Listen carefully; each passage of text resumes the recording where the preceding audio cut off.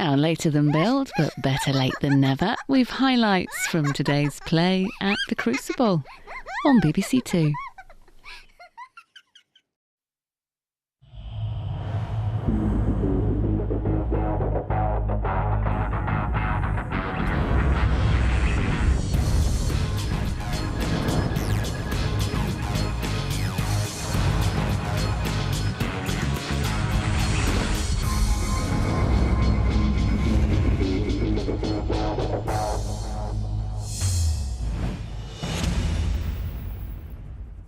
Good evening. Saturday at the Betfred World Snooker Championships was always destined to be a day of high drama as 3 players looked to book their place in this year's quarterfinals. And the match we were all talking about resumed for a concluding session at 2:30 between 5-time world champion Ronnie O'Sullivan and Ali Carter. Carter with a 2-frame advantage despite O'Sullivan coming back at him late on Friday night. Well, they shared the first 2 frames of the afternoon. O'Sullivan reducing his deficit to 1 with a break of 66, and then Carter getting back to 2 frames up with a break of 63. And then in the 19th came this exchange. Listen carefully.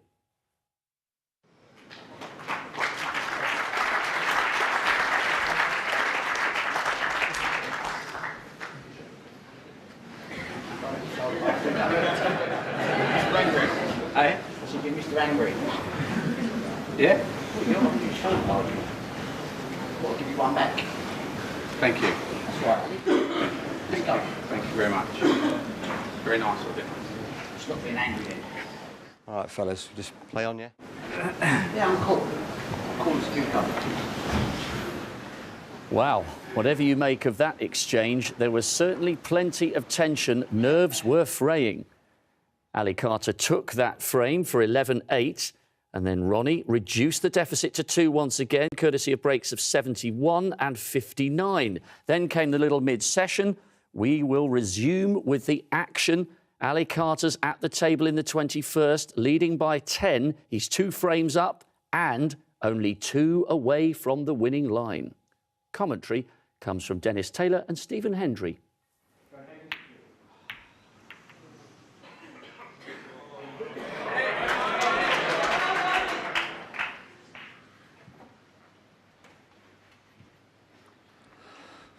Yeah, that was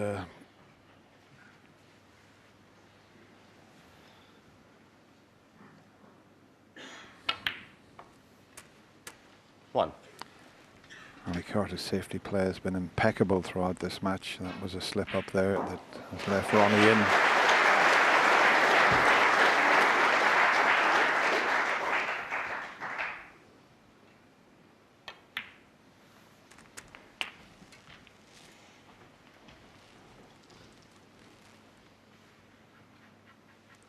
Eight. He's got to sit and see how many Ronnie can make here.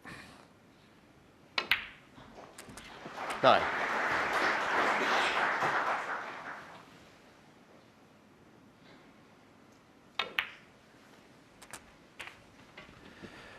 Yeah, I'd be fearing the worst. He's possibly already resigned himself to losing this frame. 16.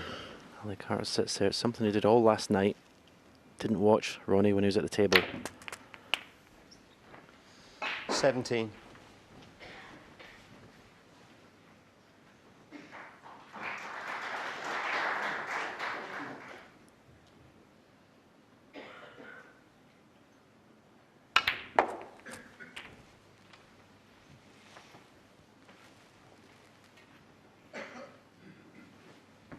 $24.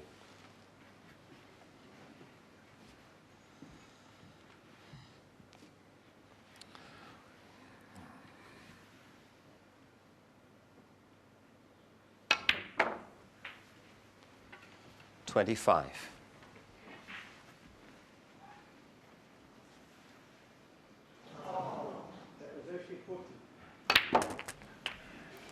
It's amazing. That was almost straight, and look at the angle he managed to force.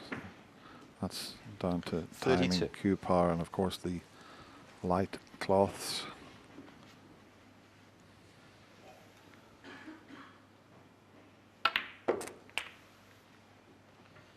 $33. Just come up a little bit short there. I wanted to be nicer on the pink than this.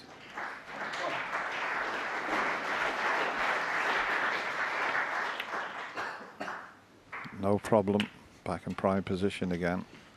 Pink might have to go up onto the green spot. That's the highest available by the looks of things. 39.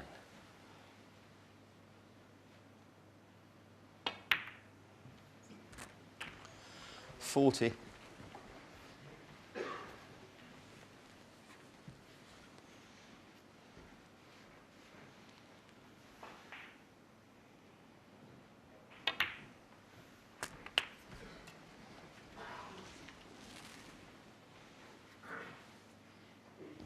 $47.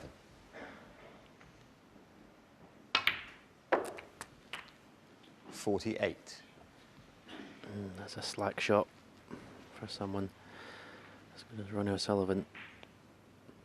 Good 2 or 3 inches too far with the cue ball there. Well, he made that look ridiculously easy. It was awkward cueing. 53.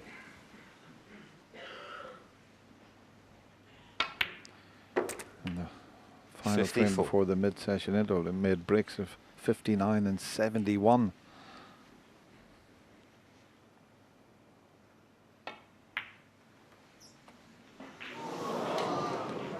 Wow, that just shows Ronnie you O'Sullivan, 54. you cannot Yeah, sure. lose your concentration. Now, whether that was a little heavy contact, but he just thought it was in. Yeah, it's just one carelessness. Just took it for granted. You can hardly call this a chance to win the frame at one visit for Ali Carter.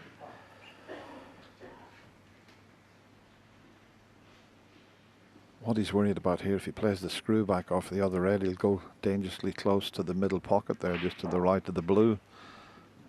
That's if he screws it in. So let's see what happens this white. Oh, he did go close to it. 1. And in the end, it's turned out a pretty good shot. Okay, he's pushed the red towards the right cushion.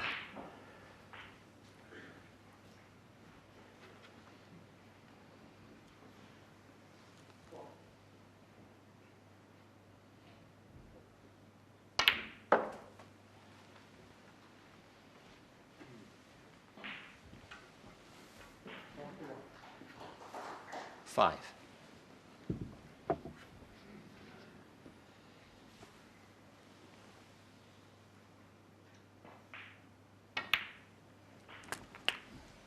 It's amazing how it 6. can change around the frame. A couple of minutes ago, it looked like we were going to be 11-10 with Ronnie just one frame behind. And then that missed sitter of a blue left this chance. And if he gets a good angle on the black, when he rolls this red in, he can bring the difficult red off the cushion. 11. Just making sure there, checking the angle he wants to leave.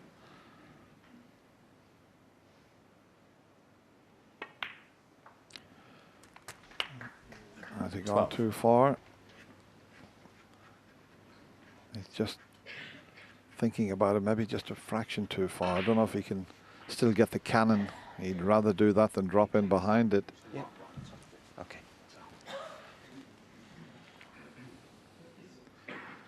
Yeah, he was flying along, and then just shows you it doesn't matter who you are if you don't put 100% concentration. He thought the blue was going to go in, and then stopped in his tracks there.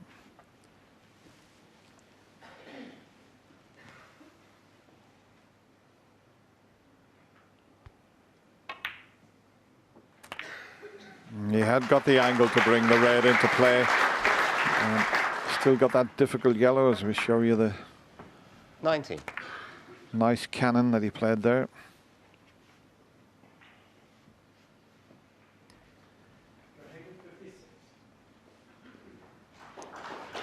Possibly. I think it's a half ball angle in the pink. 20. Well, it'll have to be brown now.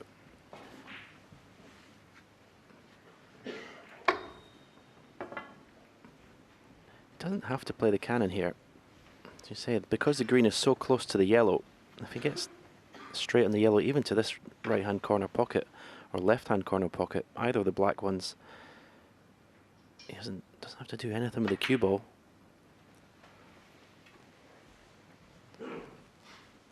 Well, he's given himself an option of going for the pot. 24. Green won't pass the brown to the left corner, so I have to just screw the cue ball back a little bit. Now he's just looking to see where he wants the cue ball for the green to left middle, but this could be the frame right here. Big shot. It's there. 26. Well, when he came to the table, he said it didn't really look like a frame and an opportunity, but oh, he's done well to create this.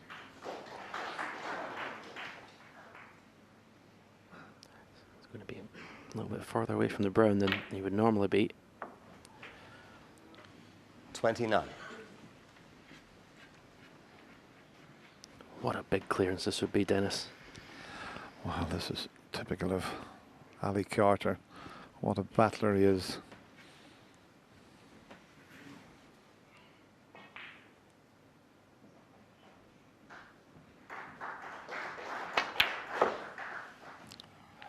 It's going to come up a little bit short. 33. Not too bad though, it's kept on running.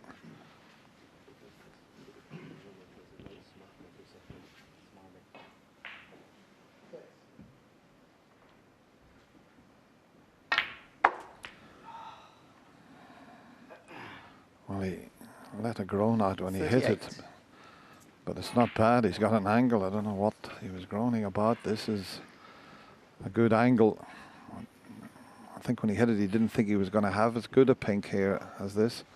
This is going to come back up for the black automatically here.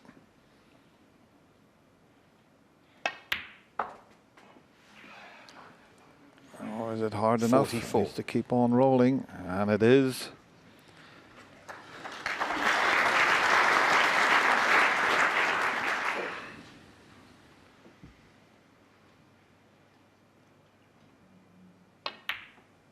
What a steal from Ali Carter as he stays down on the cue there.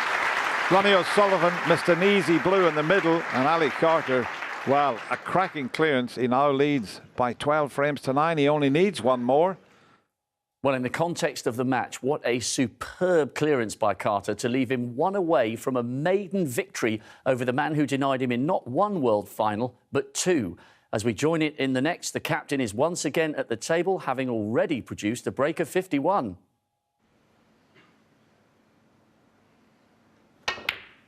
Whoa, close. That would have been a match winner had that have gone in. But the way he played it, it was like a shot to nothing. Yeah, brilliant cue ball, wasn't it? And got close enough to the pot so the red wasn't coming back up the table.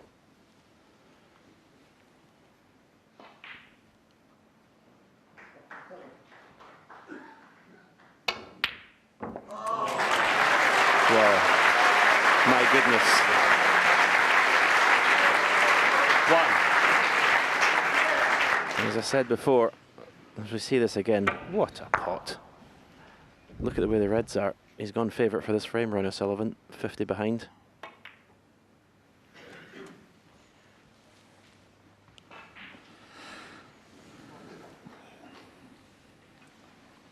Seven.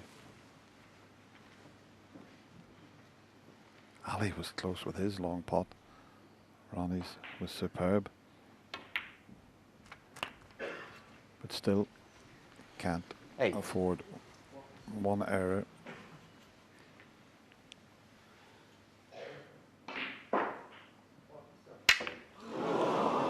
And well, we've seen everything now. Ronnie O'Sullivan, 8. Absolutely amazing. He missed a blue in the previous frame and he miscues on another blue. Yeah, to really get into the cue ball there. The position shot before was poor.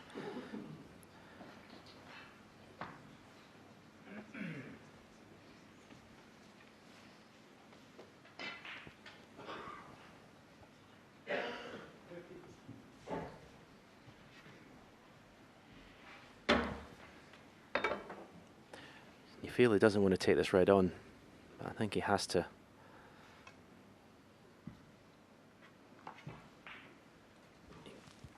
Possibly play it, drop it in, play for the blue.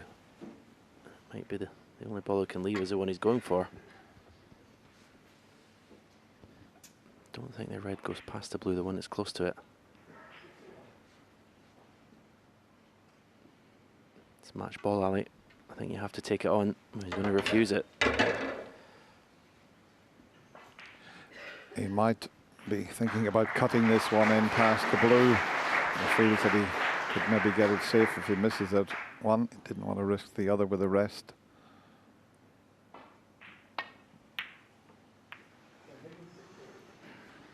But look at the cue ball. Yeah, great shot. Great shot.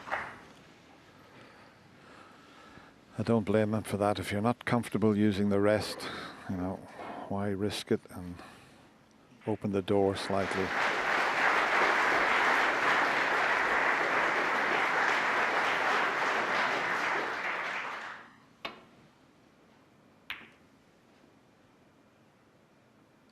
This is going to be close.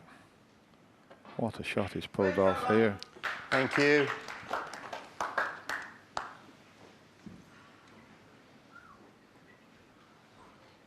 You can just about see the red, the right side of the table, as you can clearly see there. Again, if he takes this red on, if he stuns the cue ball where the red is, I don't think he's leaving much except the red he's playing.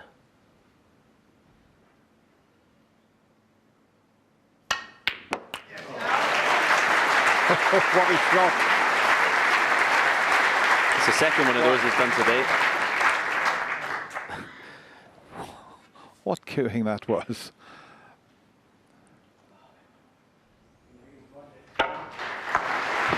Amazing.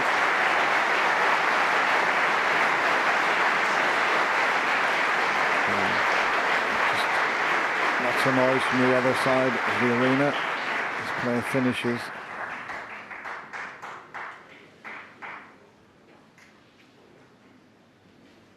Is he going to risk trying to land on the colour dead weight?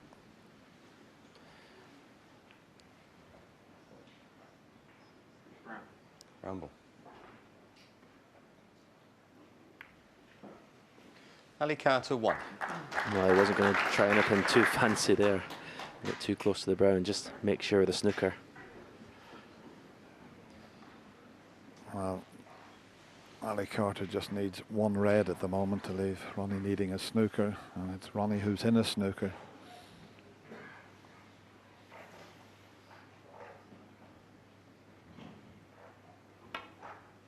Just dead weight. It looks a bit pacey, this. He could push it on.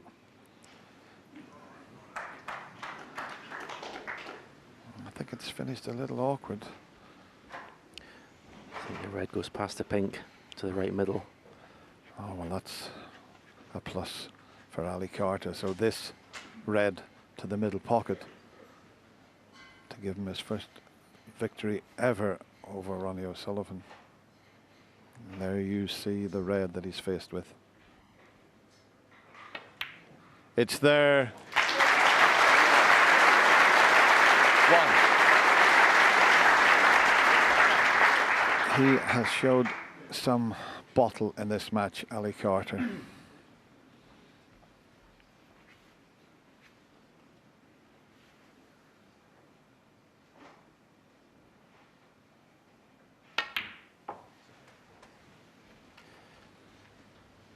It looked like we were going to go all the way, and then that missed blue in the middle pocket 4. from Ronnie was the big turning point at the end of this match.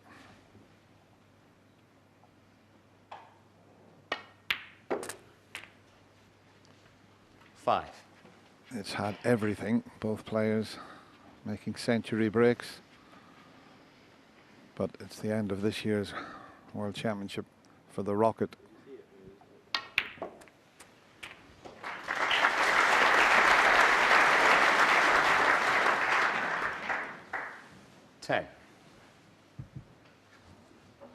Well, it's hard to describe how Ali Carter will be feeling.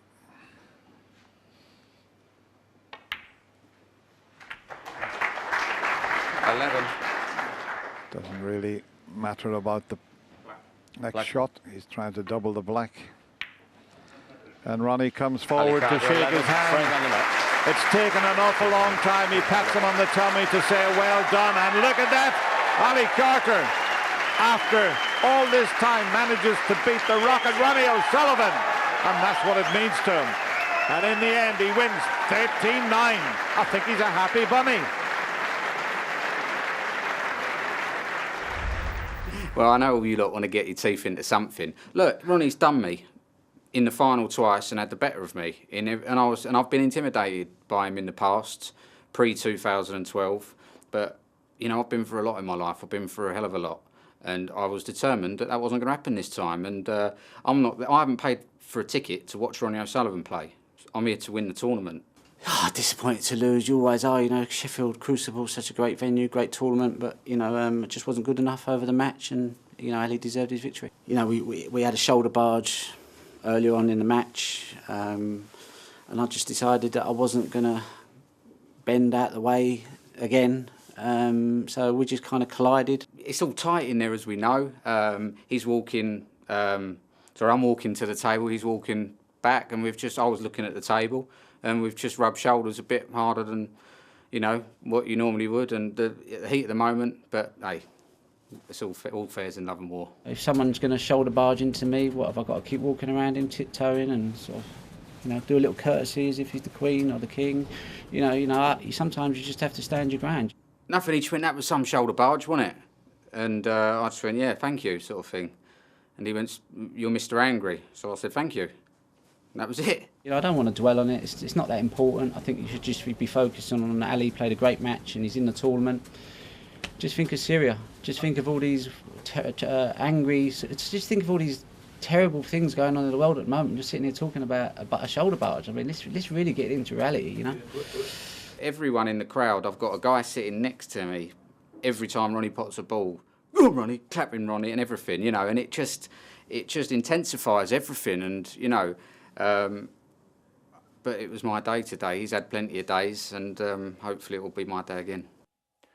Well, the talking points will continue to run and run, but the bottom line is Ali Carter is through to this year's quarter-finals, and the roar of delight he let out in his dressing room echoed all throughout the Crucible corridors. So he was through to the last 8, but what about Barry Hawkins, who resumed 9-7 up against the very spirited Chinese debutant Liu Heo-chan, but in the first 2 sessions, every time the Hawk pulled away, Heo-chan managed to get back in touch. Surely there wasn't another upset on the cards, was there?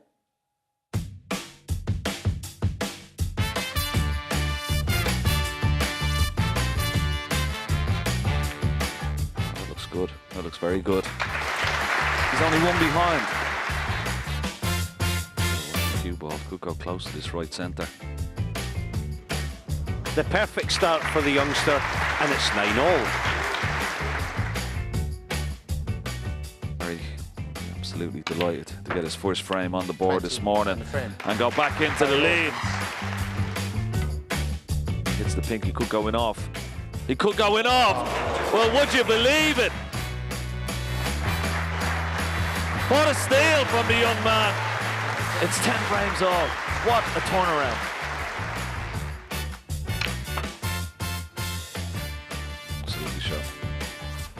Very nice. He's 2 up with a possible 3 to play. 91.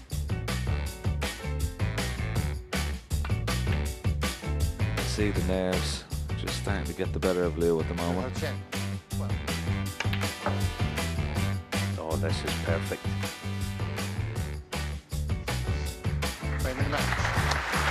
Barry Hawkins runs out a winner, 13 frames to 10. It's quite emotional. tense and then play tricks with your mind, and it's just hard work sometimes. But yeah, no, I'm really pleased to come through that sort of game, and yeah, I mean, what better feeling it is to win a game like that, really. An impressive performance from Barry Hawkins, who's through to a 6th successive Crucible quarter-final. But I've got a funny feeling we'll be seeing more of Liu Heo Chan here at the Crucible, so composed on his debut.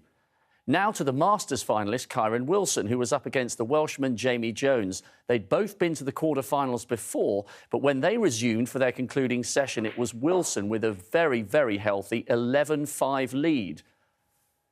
He got to the table and produced a very handy clearance of 79. But as he went down on the black, this happened. Frame already secured, but damage to his tip. The cue ball almost tickling camerawoman Mari's foot.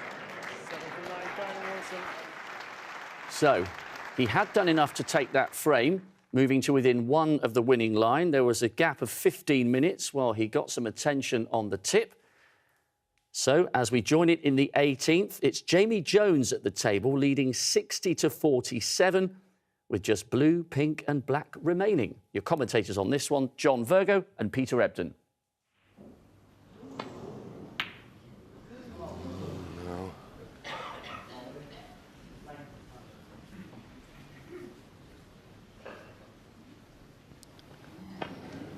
Well, he played it positively enough, gives the ball every chance, but not close enough by some way.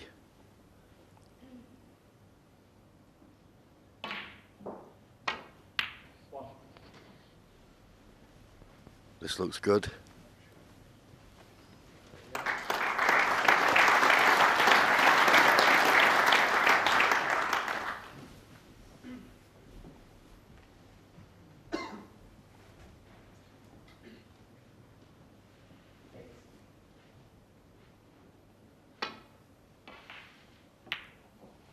Well, he didn't want to just play the slow roll up to the blue. He'd gained no advantage, but that's not safe. But it's not an easy pot. Cue ball close to the cushion, and to get any action on the cue ball, he's going to have to be digging down slightly.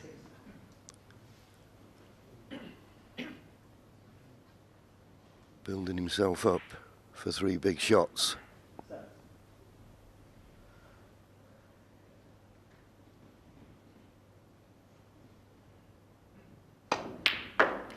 Terrific pot.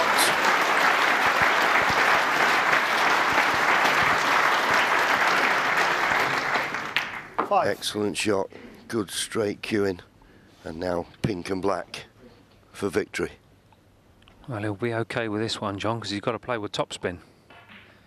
So the damaged tip won't affect the shot, or at least shouldn't do.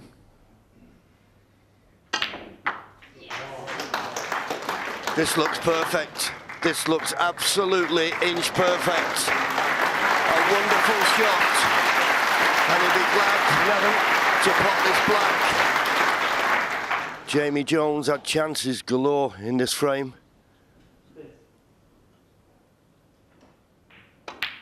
But in goes the black, and that'll be a mighty, mighty relief. Kyron Wilson, Jamie Jones will be very disappointed.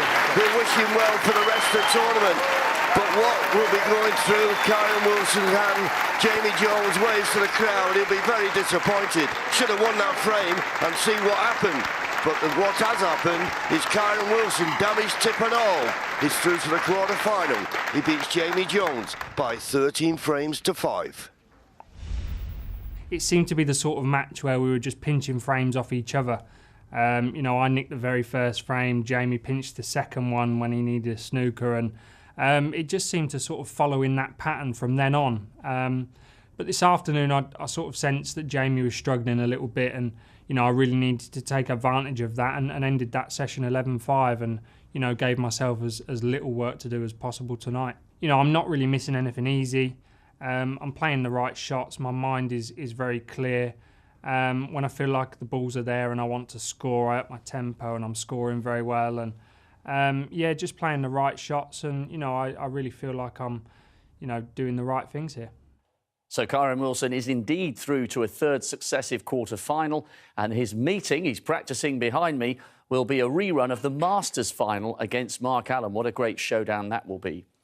Now, with the Rocket Ronnie O'Sullivan knocked out, only 2 former world champions remain. In the top half of the draw, it's John Higgins. Down the bottom, it's Mark Williams, the 2-time winner from Wales, who keeps going round telling everybody he's a has-been. Don't buy that for a second. He's right back on form. He's won 2 ranking titles this season. He's back up into the world's top 8, and he started his second round match tonight as the overwhelming favourite against Robert Milkins. But lest we forget, the Milkman beat former world champion Neil Robertson, and in fine style, in the first round. Well, it was the Welshman who got off to the brighter start, taking the first 2 frames with breaks of 65 and 87. But then the Milkman, who comes out to that Wurzel's tune, I Am a Cider Drinker, took the 3rd and the 4th with 55 and 74. After the little break, Mark Williams moved ahead once more with a break of 53, leading 3 frames to 2. Let's join it in the 6th. Williams is at the table, ahead by 3 points. Commentary from Ken Doherty and Stephen Hendry.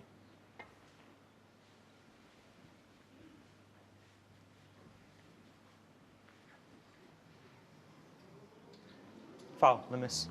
Robert Milkins 4. That will be put back, I'm sure. Or maybe he might play the same shot, but maybe dislodge a few reds here. Yeah, that shot to me just shows Mark Williams' concentration is not what it should be in this match. There's no way you should ever come up short at that shot. Under no pressure whatsoever. This is even better.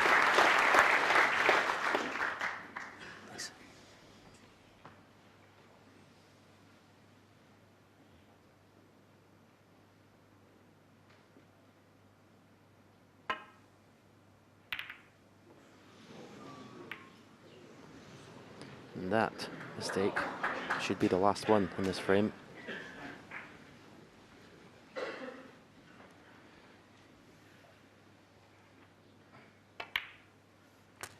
One. He's going to need one of those reds. They're on the side cushion.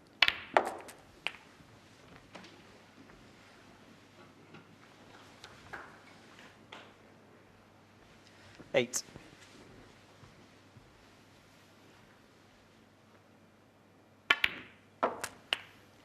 Nine.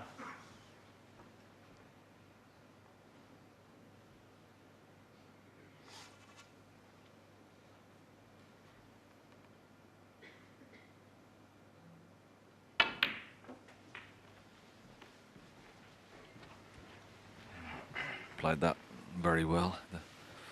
A lot of screw on right hand side. 50. As you said. Yep. 60.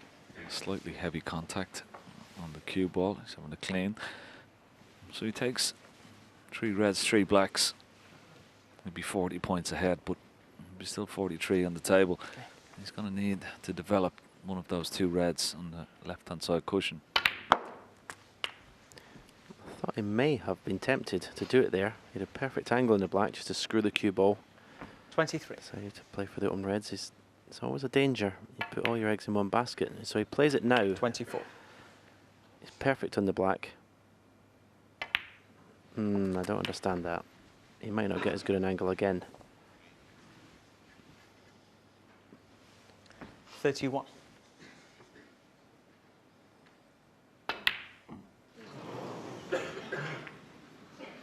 Sometimes I think he plays so 31. quickly that he doesn't even think about the situation.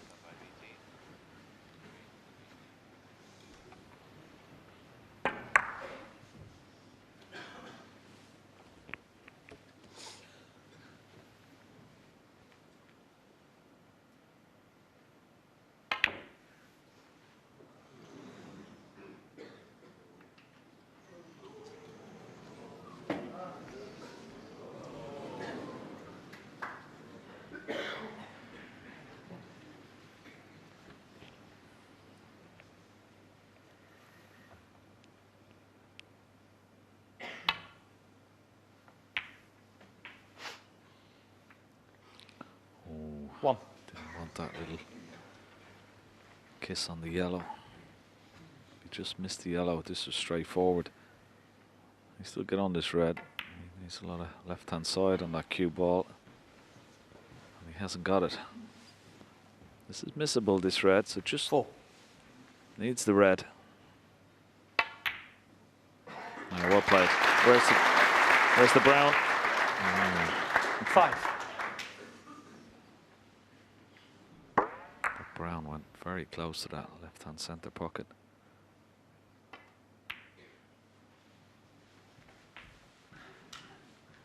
So the green puts him 40 points ahead with just 35 remaining. 8. So 2 snookers required from Mark Williams, but he's got to be careful, and that's why he's putting a little bit more thought into this shot.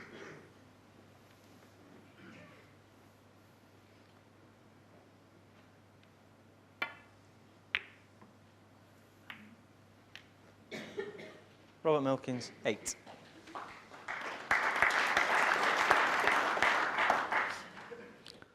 Well, that visit turned out to be enough for Rob Milkins to take the frame and level the scores at 3 apiece. As we join it in the 7th, the Milkman is back at the table, trailing by 5, only the colours remaining.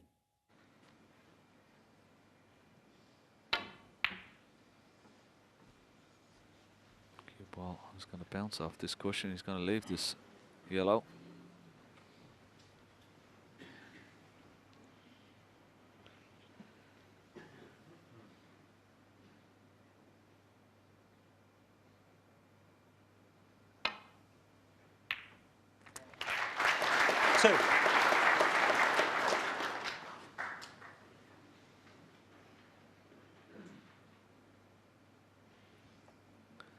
Longest frame of the match so far.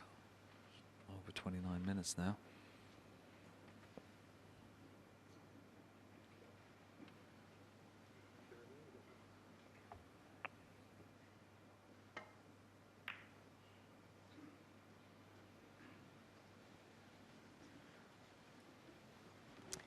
Mark Williams, 2.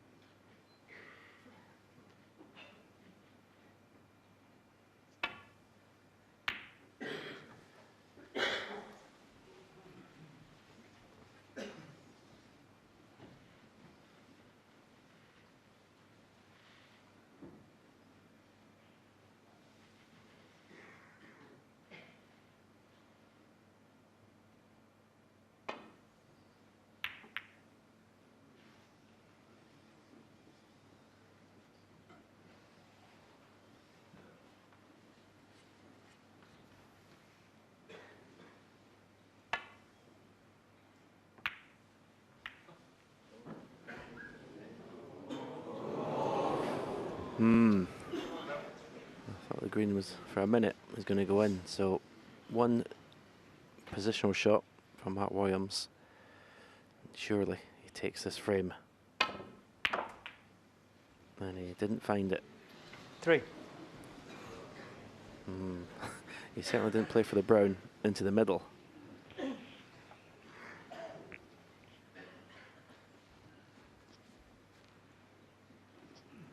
Just brown and blue.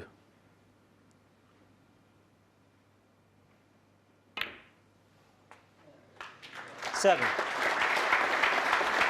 Another shake of the head. It's been a struggle, this frame.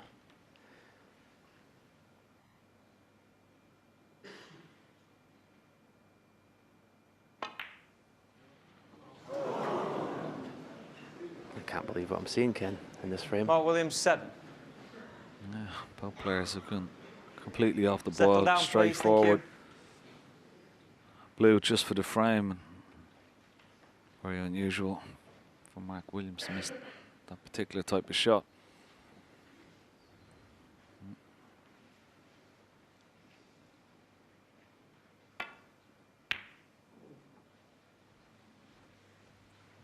Another poor shot from Robert Milkins. He's really got to get that blue tight onto the ball cushion. And he's leaving his opponent just a free shot, basically.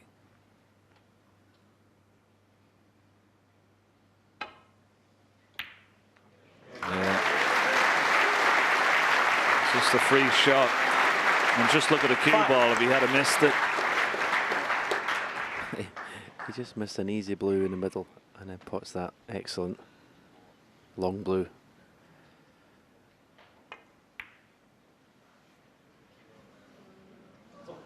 Mark Williams, 5. So a tense, scrappy frame, but Mark Williams getting over the line to re-establish his lead, 4-3. Let's pick it up in the last of the session. Rob Milkins at the table, leading 35-17.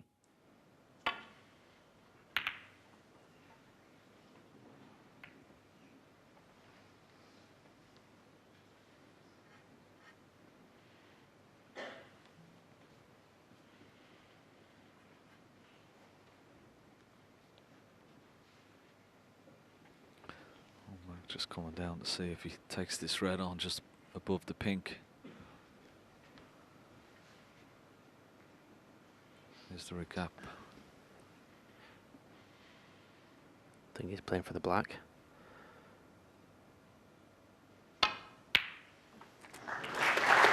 What a shot. What a shot. Played it lovely, didn't he? Especially when you consider what's gone before. Find something inside to produce a shot like that. It's not easy. You're lacking in confidence. 8.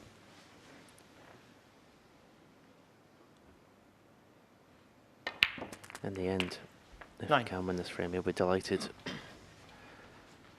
to be 5-3 up. Mark Williams, after the way he's played tonight, both players pot success below 90%.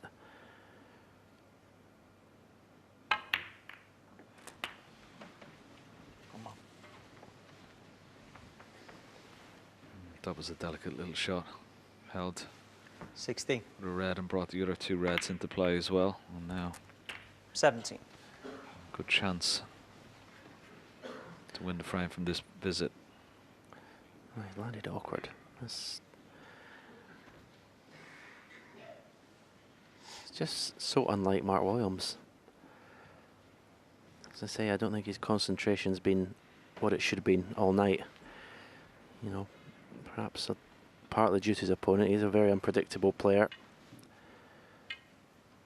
He can get you at it.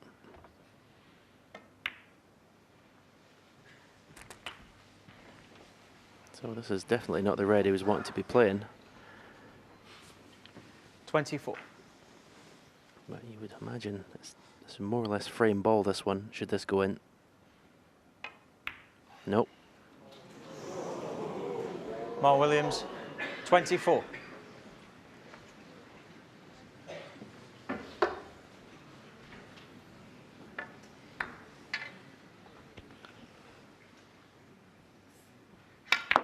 Very unusual, Ken, to see Mark Williams show that emotion. Yeah. 1. It's not like him. He hasn't been himself at all throughout this session. Well, certainly not the Mark Williams of the first round. He was awesome in his first round match. I mean, he looks angry in his chair, and you can never normally say that about Mark Williams. We always say how laid back he is. He's not affected by anything, but 9. in my opinion, he's been affected tonight.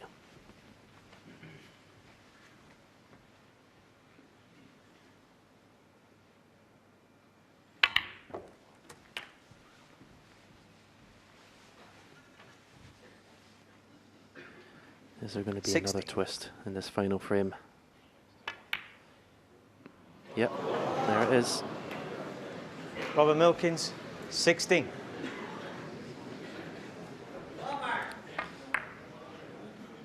It's Not even close. No, it's amazing. You know, like you go to tournaments around the world and you never see these players miss some of the balls that are missed at the Crucible. It's just 1. incredible. It's not too bad.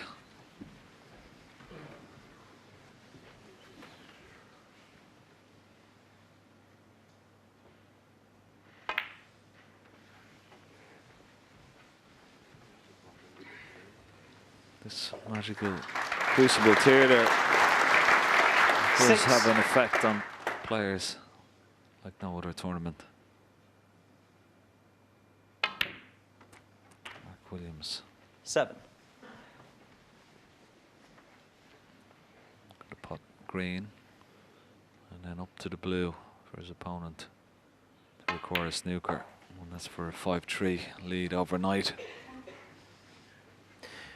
Yeah, as I said, he'd be delighted because 10. he can't possibly play this bad again, surely. 12.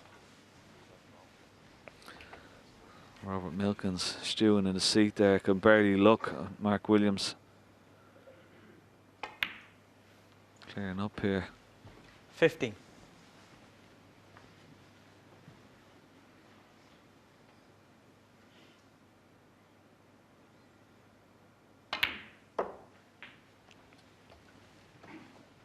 $19. So the blue, Robert Milkins, can hardly watch. He's disgusted with himself. 24. It's the 2-time world champion, Mark Williams, who's going to finish his session and win the frame and finish Mark Williams with a 5-3 lead over the milkman, Robert Milkins from Gloucester. It hasn't been pretty, but Mark Williams won't mind. He's sitting pretty overnight. He leads 5 frames to 3. So not a vintage session from Williams, but he has the advantage. This is how the top half of the draw looks. How mouth-watering is that quarter-final? Mark Allen and Kyron Wilson, they laid on a sensational show at Ali Pali in January. John Higgins has a sizable lead overnight against Jack Lazowski. Ricky Walden and Judd Trump yet to start their last 16 encounter. Down the bottom half of the draw, Ding Junhui, now the bookies' favourite, or Anthony McGill to take on Barry Hawkins. Williams 2 frames up, and we know who he's going to be facing. Ali Carter, after overcoming the rocket for the first time in his career.